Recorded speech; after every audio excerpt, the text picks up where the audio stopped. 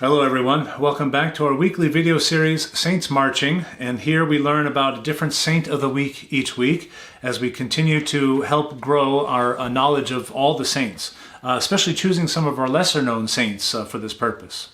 Our Saints Marching saint of the week this week is Saint Rita of Cascia. Her memorial is May 22nd. She was born in the year 1381 and died in 1457. Now, Saint Rita was born in Margherita Lotti. That was her name. She was born Margherita Lotti in Italy.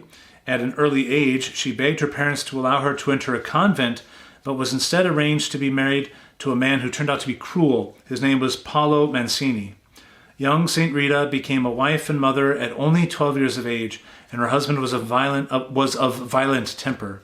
He often abused her verbally and physically. He was also known to pursue other women, and he had many enemies. But Saint Rita's influence over him eventually won him over, and she led him to become a better man.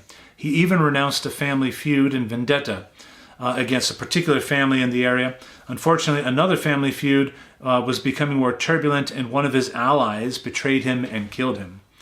Following her husband's death, Saint Rita gave his murderers a public pardon, but Paolo's brother, Bernardo, was still angry and encouraged her two sons to join the feud. Under their uncle's leadership, each of the two boys became more and more like the father, like he had been before she married him, and they wanted to avenge their father's murder. She tried to stop them, but both of her sons were determined. She then turned to God in prayer and asked the Lord to take her sons away before they lost their souls to the mortal sin of murder.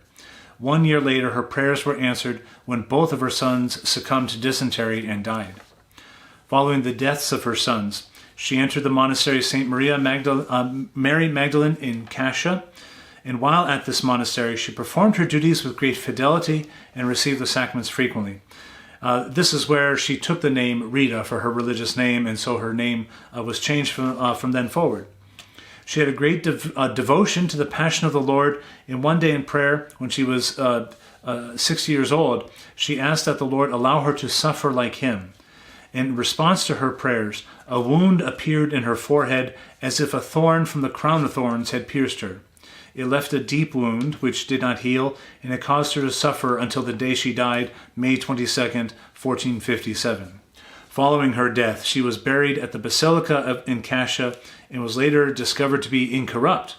Her body can still be found today, and it is enshrined in the shrine of St. Rita in Cascia. Today she is venerated as a patron saint of impossible cases, of difficult marriages, appropriately enough, and of parenthood. Saint Rita of Cascia, pray for us. Thank you very much for joining me. Please join me again next week as we continue our weekly video series, Saints Marching. God bless you all.